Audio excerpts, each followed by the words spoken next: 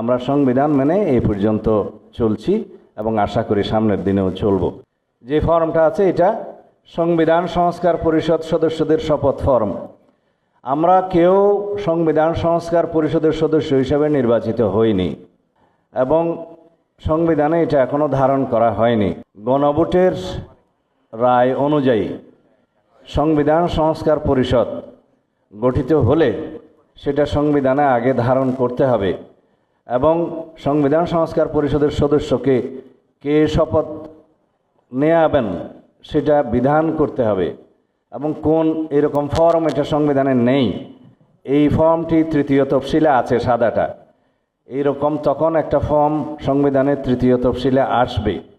সেগুলো সাংবিধানিকভাবে জাতীয় সংসদে গৃহীত হওয়ার পরে তখন জাতীয় সংবিধান সংস্কার পরিষদের সদস্যদের শপথ নেয়ার বিধান করা যাবে।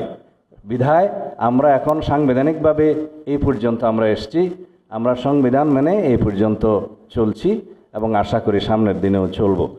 আমি মাননীয় চেয়ারম্যানের নির্দেশে ওনার উপস্থিতিতে আপনাদেরকে এই আমাদের দলীয় সিদ্ধান্তটা জানালাম। ধন্যবাদ সবাইকে।